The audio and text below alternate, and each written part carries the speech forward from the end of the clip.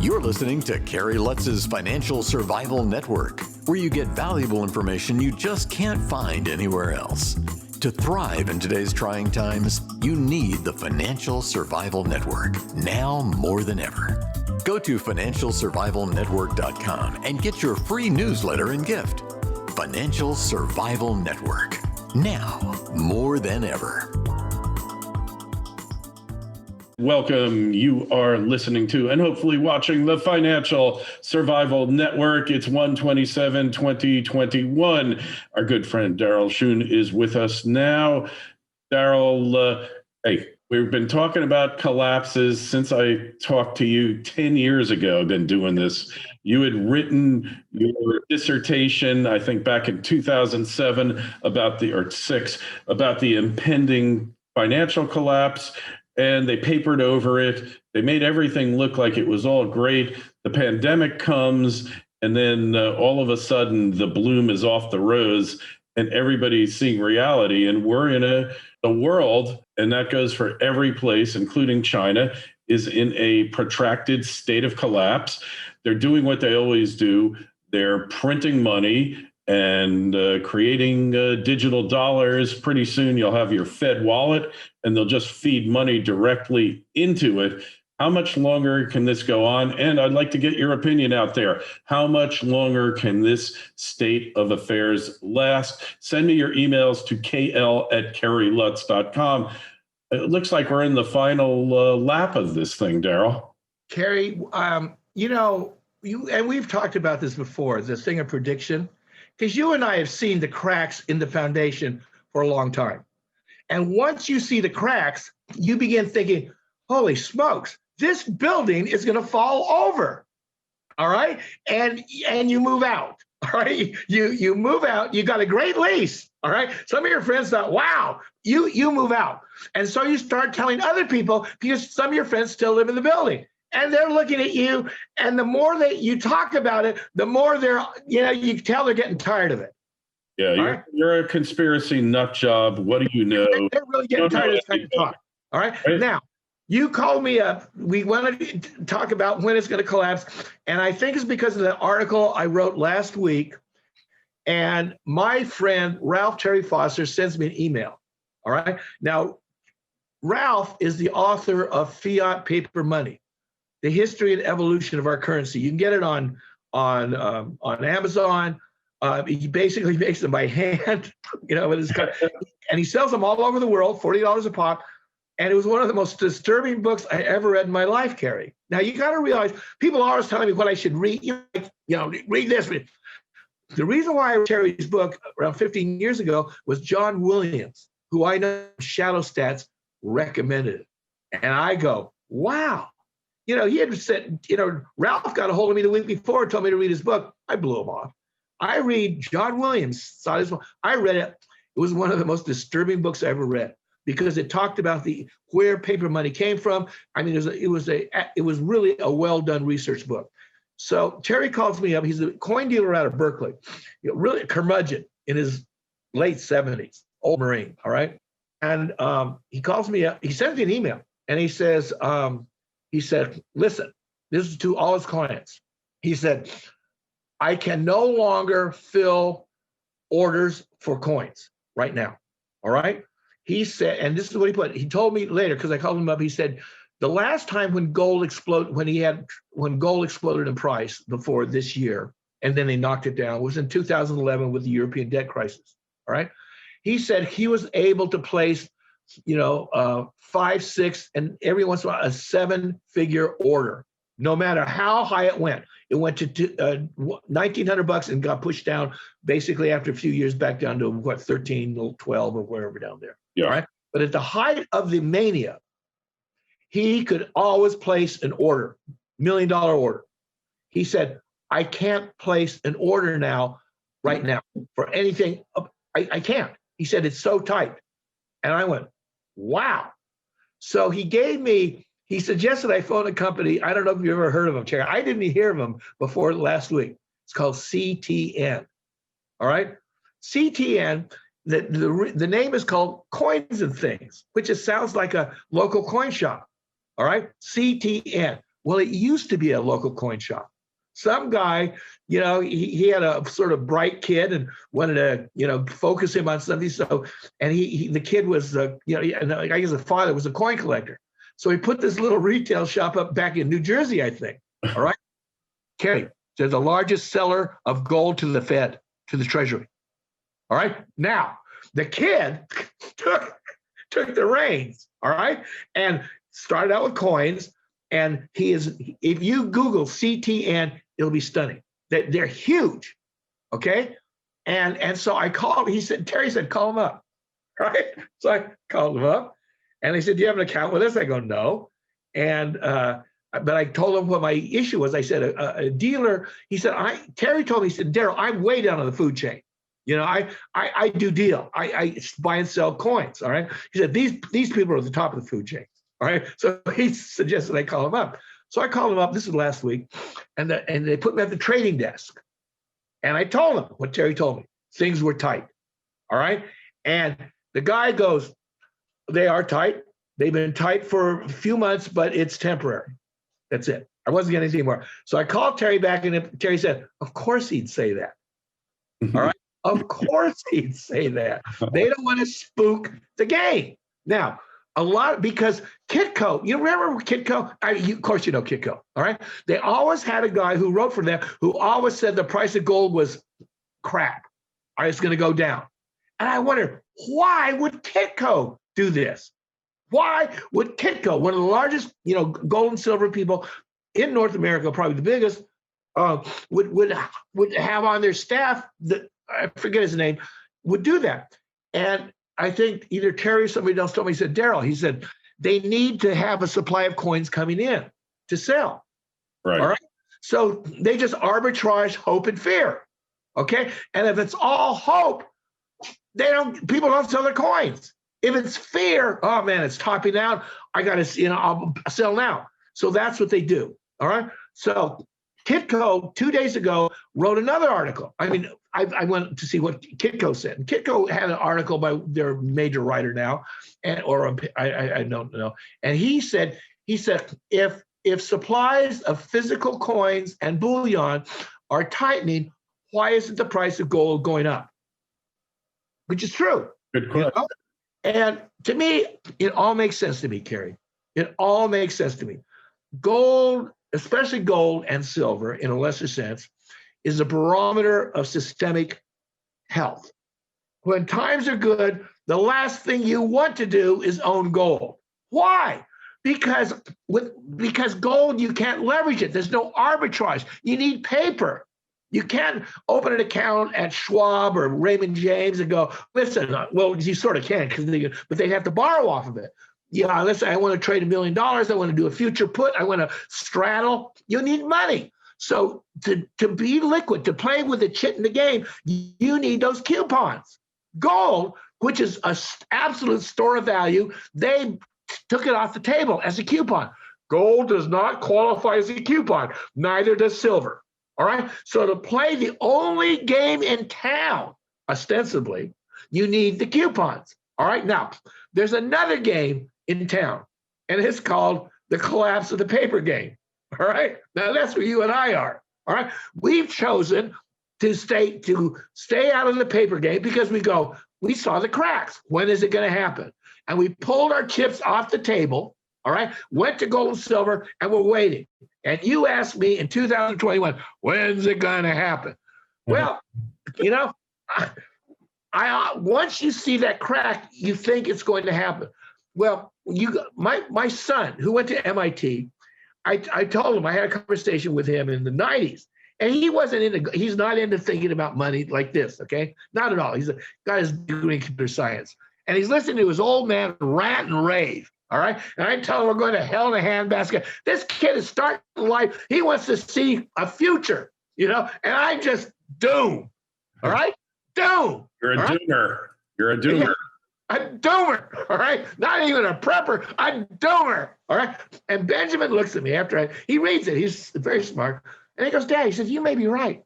He said, but these guys are real strong, and they've got a lot up their sleeve, all right? He said that in the late 1990s. Now, this is 2021, All right. He did finish. He did, got it, went on and did well in life. All right. And it hasn't collapsed like I told him. All right. But we don't, he knows I still feel that way. And I think, Kerry, that what COVID did, it broke the back of the daisy chain of credit and debt. Yeah. All right. It broke its back, circulating credit and debt, which is the velocity of money. Money is basically credit and debt. And it plunged just like it did in the 1930s. What they've done since then is they put a fire hose directly from the main in the street into the toilet to keep the toilet so you can flush it. All right. It's draining so fast that they now have flooding it. This is Milton Friedman's palliative that he suggested, that he thought, well, it may take a helicopter drop. And remember when we first read that? Oh, yeah. Helicopter. The metaphorical helicopter drop. We're there. Now, it's not going to last forever. This morning, the Japan Times had probably one of the best articles I've seen on the bubbles. Very well reasoned, very well thought out. You can Google Japan Times, write bubbles, and you'll come up with the articles. They did an excellent job about it. We're in bubble territory. How long can it last?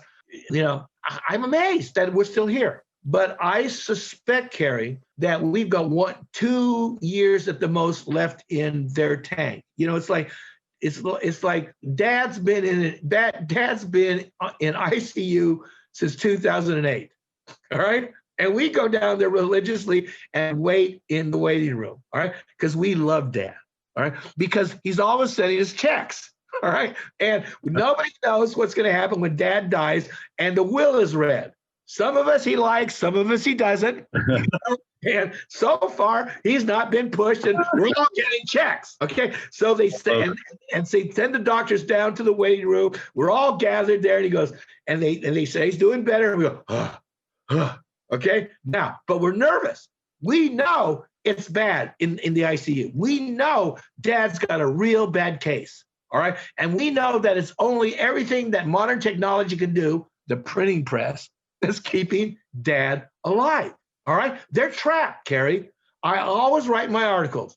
The central banks are trapped, and so are we. Yes.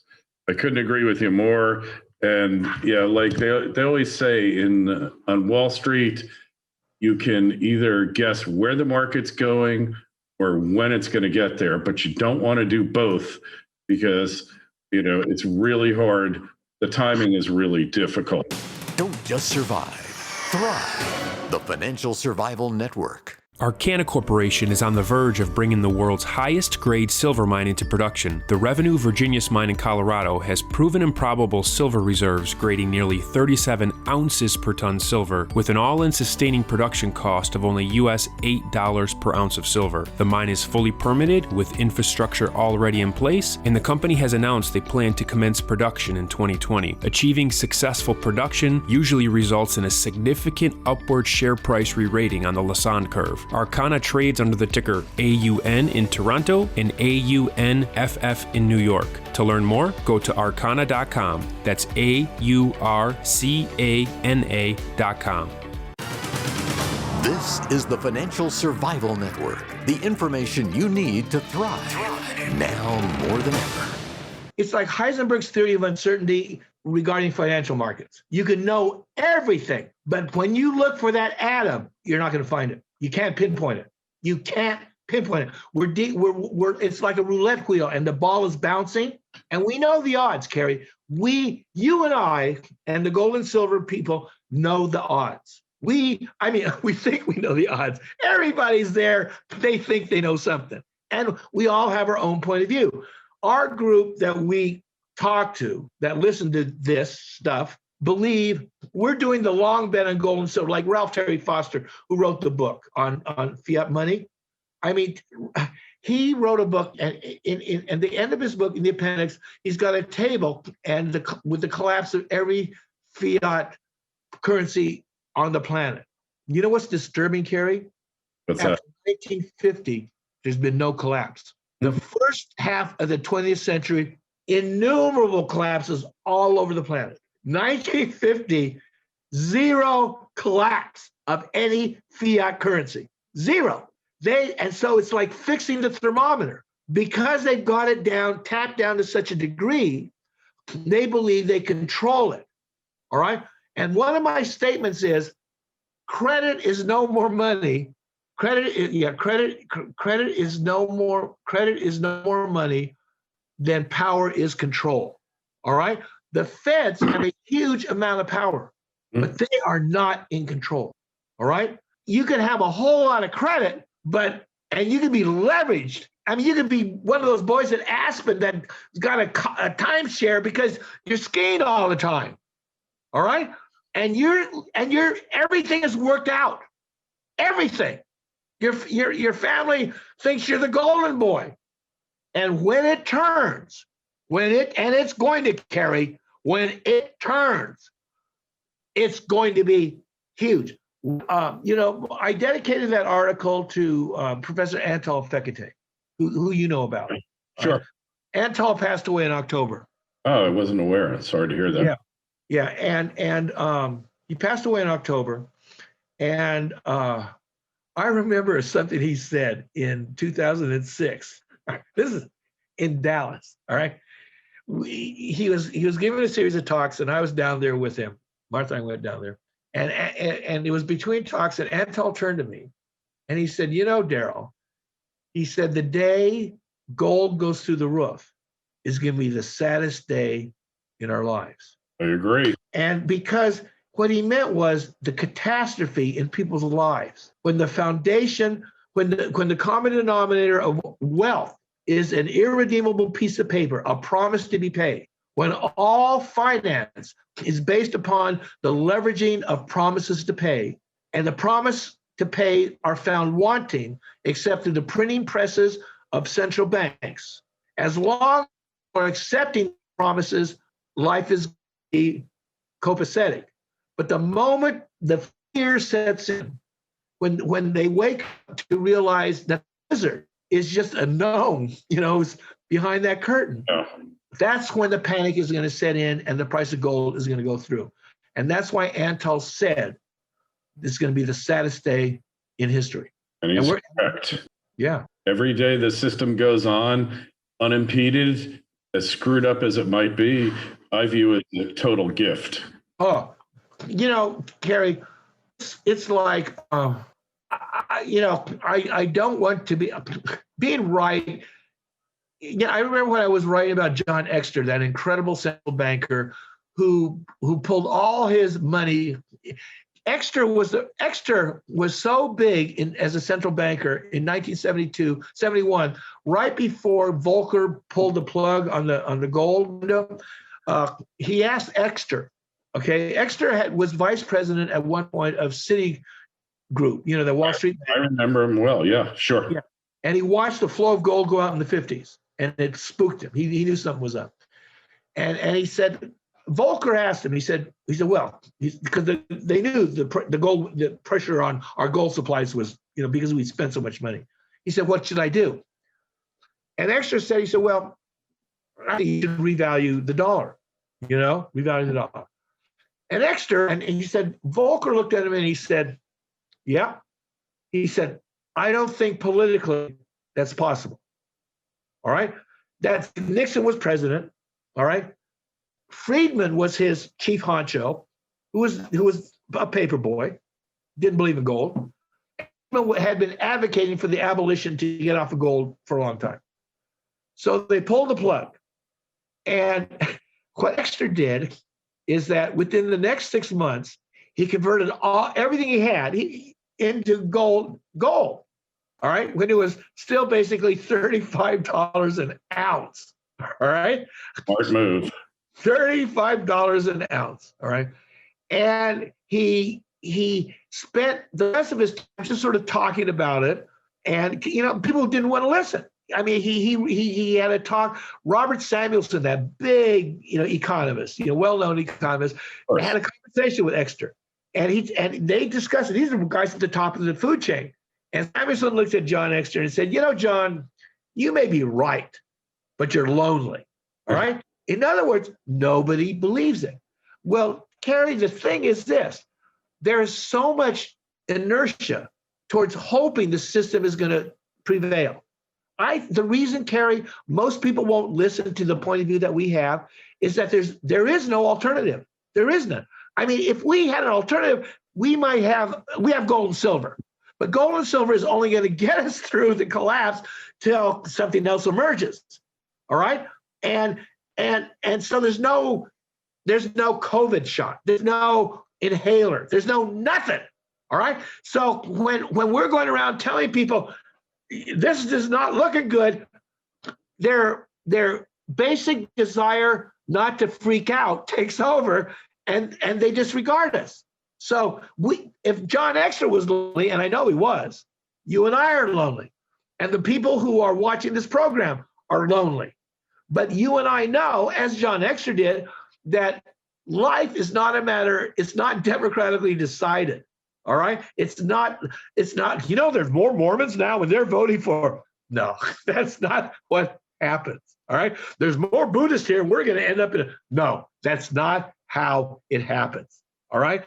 Right now, we're at the end of this Ponzi scheme of credit and debt built on the promise of an IOU that used to have the backing of gold, that no longer does since 1971, and it's been out of control ever since. The wheels are coming off, and Kerry, it reminds me of a talk I gave in Munich in 2011.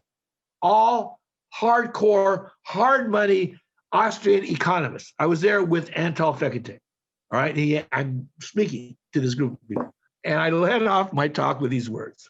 Watching a slow-moving train wreck is fascinating, even if you're a passenger on the train. Yep. And we're all passengers on this train. All passengers, speculating on what that guy's doing in the front. And it doesn't matter if it's Yellen or Bernanke or whoever it was, or Greenspan. They're there trying to keep it on the tracks. They're trying to take it home where there's no home, And you and I and the rest of us are in the caboose because we want to get as far away from the front of the train as possible. All right? I mean, you may have your stash of Cheetos and you stash them away because, the dining car, we're not going to reach the dining car when this happens. Some people have toilet paper, they're worried about that. This is where we are. But Kerry, I want to say this. I have absolute faith in the face of incredible odds against the faith that when it collapses, what's going to rise out of it is a better world. All right. That's why when I said, I always end my articles, buy gold, buy silver, have faith. Yeah. And faith might be the most important part of what you're talking about now, Darryl. It helps you not freak out in times of stress, all right? Because all the indicators are bad. All the indicators are flashing red. The ones that aren't flashing red, Kerry, are fixed. They're fixed. The indicators that are still, market discovery are all flashing red. We've never been here before, all right? And it's only because of the lack of where we can see where we're going, the lack of understanding, no, it's not the lack of understanding. It's the denial of how we got here. The understanding exists. You and I share that. The denial of that understanding is widespread, all right? So here we are going off it, but people like Bucky Fuller said, we're going to hit a crisis, and it's my background. I got into the money game real late, and I had a whole different perspective on reality that was very, very different, which you know something about.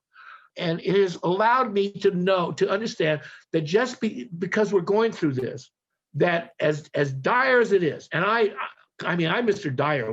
20 years ago, Martha would say, when we're going to a party, Darryl, shut up. Shut up. This is the early 2000s. She said, these people want to have a good time. She knew I was going to go over there. Here are these people drinking their wine, having a convivial time, and I'm going to come up and start talking stuff, all right, about shut up, all right? Hey, I should have shut up, but I couldn't help myself, Kerry. Yeah. Yeah, well, it's a big, fine mess you've gotten us into here. Now you sound like my parents. Like Laurel and Hardy, remember that? Another fine mess you've gotten me into. That's perfect. That would be should be our byline. You know, talk about and look at each other. Another fine mess you got into.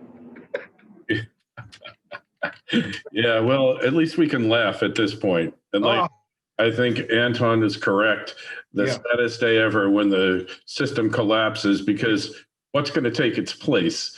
At least this system, when it was at its prime, at its peak, really, it did seek to provide the maximum benefit for the largest number of people. Well, and the bankers did it not to benefit humanity. The bankers did it to benefit themselves. When capitalism was introduced in England in the 16th century, there was a huge dearth of credit. Nobody had any credit. There was no mechanism. And we were on the verge of growth. The whole industrial revolution was about to happen. It was about to explode. The credit exploded until now we're down to, Kerry, what do we give each other for presents? We already have enough. Yeah, pretty much everything you need. Doodads they can invent. Yeah. So that period is over. We've got it. Now another one's going to come that we can't see, which is always spooky, all right, always fearful. And that's where the faith that you can, the ability to control your thoughts and not succumb to the fear is, I believe, is one of the, once you got gold and silver, you've done your bit. Kerry, somebody wrote me and he had all these ideas about how to fix it. Mm-hmm. He said, I'm now thinking, he had all these ideas. And he said, I saw an interview with you about Daniel DiMartino Booth. I connected with her on LinkedIn and I'm going to, I've got these ideas. We're gonna, don't let me tell you not to do it. All right. Once the septic system goes bad, there is no fixing it. You got to dig it up and you got to put a new one in. Kerry. And the economy is no different. Kerry, the only reason that you're going to call the Roto-Rooter is that your kids are freaking out and your wife is looking at you because you got to do something. And so you know this, it's screwed. But you're going to call the Roto-Rooter so they will know it too. Yeah. All right? So they will know it too. Yeah, that is the metaphor. So who's our Roto-Rooter man here? Our global Roto-Rooter man. Right now, it's to the rescue. It's a company, all right? It's a huge company of international Roto-Rooters, and they've now put in another CEO, Janet Yellen. And I've always said it's a bad sign when the boys hand control over to a girl because they know they can't do anything.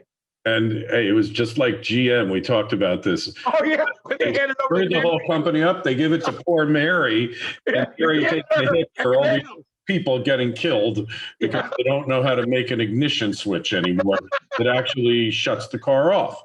And and it's the same deal. You'll see Powell will resign. They'll put a woman in as head of the Fed. They got Lagarde. You're right. Powell's there. Yeah. As kind of what they did in Iceland after the collapse there. The women took over, but it was Iceland, so nobody cared if they paid or not. Their debt was a rounding error, so they put the women in. The women all just say, screw this, they default, and Iceland's doing great.